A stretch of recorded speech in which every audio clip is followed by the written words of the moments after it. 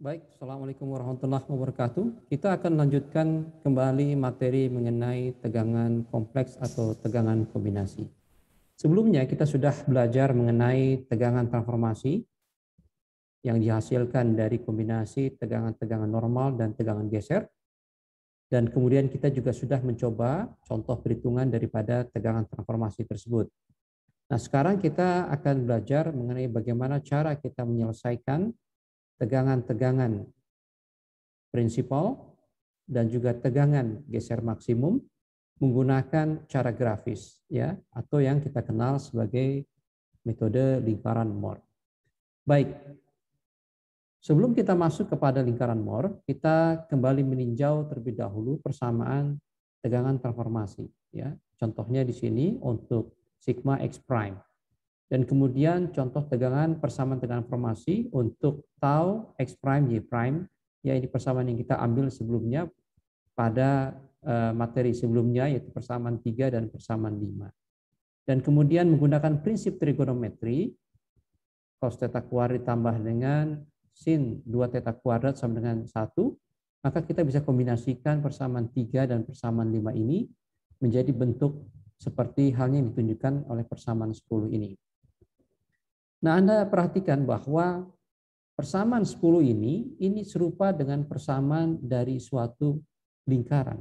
Ya, jadi kita bisa lihat ya baris-baris ini, bagian-bagian ini adalah mirip dengan persamaan dari lingkaran, yaitu contohnya kuadrat daripada x minus h ditambah y kuadrat sama dengan r kuadrat. Atau dalam hal ini kita bisa melihat persamaan lingkaran dalam bentuk dari transformasi tegangan tersebut. Dan kita bisa juga melihat nilai daripada tegangan average-nya dan juga besar daripada tegangan geser maksimum yang pada dasarnya merupakan jari-jari daripada lingkaran tersebut. Ya. Nah, kalau misalkan kita buat suatu lingkaran Mohr, ya, maka kita bisa kemudian memberikan identifikasi dari masing-masing jarak yang ada pada lingkaran Mohr tersebut. Sekarang mari kita pertimbangkan ini adalah lingkaran Mohr. Ya, perhatikan bahwa dia digambar pada suatu area di mana terdapat sumbu tegak yang merupakan tegangan geser dan sumbu mendatar yang merupakan tegangan normal, ya, merupakan tegangan normal, dan ini adalah tegangan geser. Di sini nilai yang dimaksudkan untuk tegangan normal adalah positif. Kita bisa mengidentifikasi parameter-parameter yang ada pada lingkaran ini sebagai contoh jari-jari merupakan tegangan geser maksimum. Ya, kemudian ya perpotongan lingkaran ini dengan bagian yang paling besar dari sumbu tegangan normal, ya ini merupakan tegangan maksimum atau tegangan utama maksimum atau yang kita sebut sebagai sigma 1. Sementara potongan yang paling kiri ya antara lingkaran dengan sumbu tegangan normal merupakan tegangan minimum atau sigma 2 ya. Nah, selanjutnya kita perlu juga mengetahui aturan-aturan ya, aturan-aturan yang perlu kita pahami pada saat kita akan membuat atau menyelesaikan kasus tegangan kombinasi ini menggunakan lingkaran Mohr. Ada cukup banyak aturan-aturan dasar di sini. Yang pertama adalah ya sudut theta pada elemen fisik itu digambarkan sebagai 2 theta pada lingkaran Mohr.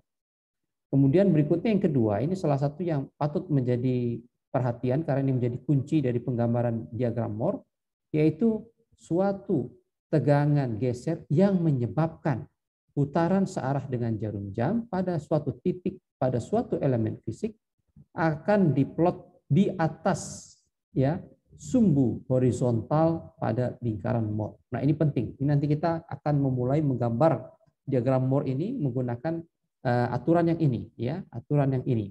Ya, ini penting sekali. Kemudian berikutnya banyak aturan, tapi pada dasarnya ini mudah kita pahami. Sebagai contoh, tegangan normal diplot di sepanjang sumbu X, tegangan geser diplot di sepanjang sumbu Y, kira-kira seperti itu. Nah, kita sekarang berupaya untuk mencoba bagaimana mengenali hubungan antara elemen fisik dan diagram Moore tersebut, terutama pada basic rule yang nomor 2 ini.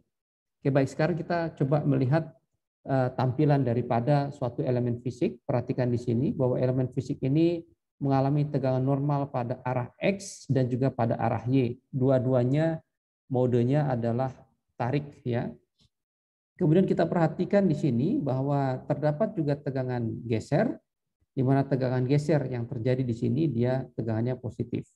Nah, patut kita tunjukkan terlebih dahulu bahwa pada saat kita akan menggambarkan nilai daripada sigma X pada plot ini, ya, plot dari sumbu sigma tegangan normal dan plot dari sumbu tau atau tegangan geser, dianggap di sini katakanlah nilai sigma X ini lebih besar daripada sigma Y. Itu kenapa di sini nilai sigma X lebih besar. Jadi tahap pertama menggambarkan terlebih dahulu nilai daripada sigma X di sini, ya. Nah, setelah kita gambarkan nilai, ya, kita plot nilai sigma X di sini, lalu kita perhatikan tegangan geser yang bekerja pada sigma X ini. Perhatikan, tegangan geser yang bekerja pada sigma X ini, dia memutar, ya. Dia memutar berlawanan dengan arah jarum jam. Dan karena dia berputar berlawan dengan jarum jam, maka tegangan gesernya akan diplot di bawah sumbu horizontal. Ini sumbu horizontal, ya, ini nilai daripada sigma X-nya, maka tau XY tegangan gesernya akan digambarkan, diplot di bawah sumbu horizontal ini. Jadi diplot di sini nilainya. Nah, ini adalah nilai daripada tau XY ini. Nah, jadi kita akan dapatkan titik ini. Nah, setelah itu kita tinjau berikutnya untuk sigma Y. Katakanlah sigma Y diplot di sini angkanya. Maka kita perhatikan, ya, pada tegangan sigma Y ini terdapat tegangan geser. Dan tegangan geser ini dia memutar searah dengan jarum jam. Oleh karena itu nilai daripada tegangan geser ini diplot di atas dari sumbu horizontal ini. Sehingga diplot di atas nilainya sebesar nilai tau XY tersebut. Nah, kita sudah mendapatkan dua titik, yaitu titik A dan titik B. Maka kemudian kita hubungkan kedua titik tersebut, kita dapatkan center daripada lingkaran Moore tersebut. Nah, kita gambarkan lingkaran Moore tersebut dan kemudian perpotongan yang paling ujung, ya, dengan sumbu horizontal yaitu pada tegangan normal ini, angka ini adalah nilai daripada tegangan utama maksimum atau sigma 1, ya. Sementara perpotongan yang paling kiri, yang paling kecil, ya, dengan sumbu mendatar ini atau sumbu horizontal ini adalah sigma 2 atau tegangan utama minimum. Nah, jari-jari daripada lingkaran Moore pada dasarnya adalah tegangan geser maksimum, ya. Nah, perhatikan pula bahwa apabila kita akan melihat arah daripada tegangan tersebut, kalau kita ingin melihat arah daripada tegangan tersebut, kita mempertimbangkan bidang miring yang digambar di sini. Ini garis miring yang digambar ini. Ingat sekali lagi bahwa elemen fisik itu menunjukkan theta, sementara pada diagram Moore menunjukkan 2 theta. Nah, kalau kita ingin melihat sudut yang dibentuk oleh tegangan utama, ya, tegangan utama maksimum atau sigma 1, maka kita tinjau, ya, garis miring ini, ya, garis miring ini, lalu kita arahkan ke sumbu sigma atau tegangan normal ini untuk mencari arah dari tegangan utama maksimum atau sigma 1. Nah, ke sini. Nah, karena dia bergeraknya berlawanan dengan jarum jam atau mengarah ke sumbu Y, maka nilai daripada sudut ini adalah positif. Tapi nilai daripada sudut ini positif untuk 2 theta. Oleh karena itu nanti nilai yang kita peroleh, ya, sudut ini itu kita bagi 2 dan mencerminkan sudut theta ini. Ya, perhatikan ini sigma 1, ya, sigma 1 itu arahnya adalah theta, sementara di sini kita dapatkan 2 theta. Ya, seperti itu. Nanti dibagi 2. Ya. Itu mengenai diagram Moore. Nah, alangkah baiknya kita sekarang mencoba latihan kedua yang pada dasarnya soalnya itu sama dengan pada latihan 1, tetapi pada latihan 1 kita menggunakan persamaan transformasi, sementara pada latihan 2 ini kita akan menggunakan lingkaran Moore untuk menyelesaikan pertama, mencari tegangan utama prinsipal dan juga arahnya, dan kemudian mencari besar daripada tegangan geser maksimum dan juga arahnya. Ini juga kemudian diminta untuk menggambarkan dalam bentuk elemen fisiknya. Oke, baik. Sekarang kita akan selesaikan ini tahap demi tahap. Ya, kita akan selesaikan tahap demi tahap. Sekali lagi perhatikan persoalannya. Di sini ada tegangan tarik pada arah sumbu X sebesar 12.000 PSI, sementara tegangan pada sumbu Y 0, dan kemudian kita bisa melihat di sini ya tegangan geser dia mengikuti konvensi negatif sebesar 4.000 PSI. Nah, langkah pertama adalah menyiapkan sumbu-sumbunya terlebih dahulu. Kita siapkan sumbunya terlebih dahulu. Kita siapkan sumbunya terlebih dahulu, sumbu mendatar untuk tegangan normal, kemudian sumbu tegak ini untuk tegangan geser. Ya, baik. Nah, sekarang perhatikan bahwa nilai daripada tegangan normal pada arah X adalah 12.000 PSI dan kita gambarkan nilai daripada 12.000 PSI tersebut. Katakanlah di sini ini nilai daripada 12.000 PSI, kita beri tanda kemari pada sumbu mendatar pada tegangan normal, lalu kemudian kita beri tanda ini. Ya. Berikutnya, perhatikan bahwa tegangan geser ya tau X sebesar 4.000 PSI ini kita plot ya, kita plot pada sigma X ini. Nah, perhatikan bahwa angka 12.000 ini di mana terdapat tegangan geser ini, ya terdapat tegangan geser ini. Tegangan geser ini dia memutar searah dengan jarum jam. Oleh karena itu, aturannya kita akan memplot besaran daripada sigma tau XY ini itu di atas sumbu horizontal. Jadi kita plotnya ke atas ini. Ya, jadi diplot 4.000 ke arah atas daripada sumbu horizontal ini. Kita plot ke atas ya. Ya, ini Anda lihat ini dia pada dasarnya menggerakkan ke arah searah dengan jarum jam, maka kita plot ke atas. Oke, katakanlah ini 4.000 ya. Ini nilainya, kita beri tanda di sini. Ya. Kita beri tanda. Lalu berikutnya kita perhatikan untuk tegangan pada arah sumbu Y. Nah, tegangan arah sumbu Y itu pada dasarnya nilainya sudah kita ketahui sebesar 0. Dan perhatikan bagaimana tegangan geser yang bekerja pada sumbu Y tersebut. Ya, kalau kita lihat dari situ, kita juga bisa mengetahui bahwa pada tegangan sumbu Y ini, tegangan gesernya bekerja berlawanan dengan arah jarum jam yang menyebabkan kemudian kita melakukan proses plotting dari nilai tegangan geser ini di bawah sumbu horizontalnya ya di sini. Nah, pada dasarnya kalau kita sudah memperoleh salah satu plotting, yang satu sudah diplot di atas, maka tentu saja berikutnya ya diplot di bawah sumbu horizontal. Jadi mudah saja, kita cukup mengetahui salah satunya. Dan berikutnya kemudian kita hubungkan titik-titik ini, ya kita hubungkan titik ini memotong di sumbu horizontal di titik C. Perhatikan kita memberi nama O untuk perpotongan antara sumbu, lalu kemudian ada C, ini sentralnya. Oke, baik. Sekarang kemudian kita gambarkan lingkaran Moore-nya, dan lingkaran Moore ini kemudian memotong sumbu normal, ya, sumbu tegangan normal di H, itu yang paling maksimum, dan kemudian juga memotong sumbu normal di G untuk nilai minimumnya. Maka berikutnya kita kemudian bisa mengidentifikasi ya sigma 1 atau tegangan utama maksimum ya adalah pada jarak OH ini ya. Kemudian untuk tegangan utama minimum pada jarak OG ini. Ini adalah sigma 2. Nah, berikutnya dari sini kemudian kita juga bisa melihat berapa besar daripada tegangan gesernya. Ya, tegangan geser maksimum yang pada dasarnya dia merupakan jari-jari daripada lingkaran yaitu pada CD ini. Oke, baik. Kita bisa gambarkan juga ini ya garis tegak lurus yang merepresentasikan sumbu daripada tegangan geser ya. Nanti ini kita perlukan pada saat untuk mencari sudut ya, pada saat untuk mencari sudut. Oke.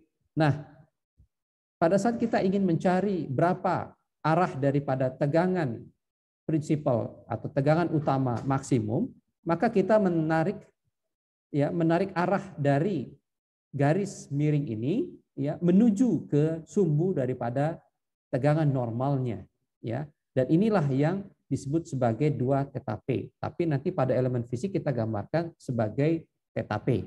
Ya. Sementara itu kalau kita menarik ya arah sudut ya ke arah sumbu tegak yang merupakan representasi daripada tegangan geser tau, maka ini adalah besar daripada 2 theta S atau arah daripada tegangan geser tersebut ya. Nah, ini tentu saja bisa kita peroleh melalui pendekatan-pendekatan persamaan yang sederhana menggunakan persamaan Pythagoras. Ya. Dari sini untuk menyelesaikan persoalan A kita bisa lihat bahwa sigma 1 itu pada dasarnya adalah OH, kemudian sigma 2 itu adalah OG. Koordinat itu ada di C, di mana C ini kita bisa melihat langsung di sini nilainya adalah 6.000 karena setengah daripada nilai 12.000 besar daripada tegangan sigma X ya. Nah, berikutnya memanfaatkan persamaan Pythagoras, tentu kita kemudian bisa mencari berapa nilai daripada CD ini ya. Karena OC ini kita sudah dapatkan, OD juga sudah kita dapatkan, maka menggunakan persamaan rumus Pythagoras kita akan memperoleh nilai daripada CD ini. Ini besarnya adalah diperoleh 7.211. Kemudian sigma satunya ya sigma 1 atau sigma max ini kita bisa memperoleh dengan cara menambahkan antara OC ya yang nilainya 6.000 ini ditambah dengan CH. Sementara CH ini pada dasarnya besarnya adalah jari-jari daripada lingkaran Mohr ini sama dengan CD. Oleh karena itu kita bisa memperoleh dengan cara menambahkan ya nilai OC ini 6.000 ditambah dengan nilai daripada jari-jari lingkaran Mohr ini 7.211 sehingga kita peroleh 13.211.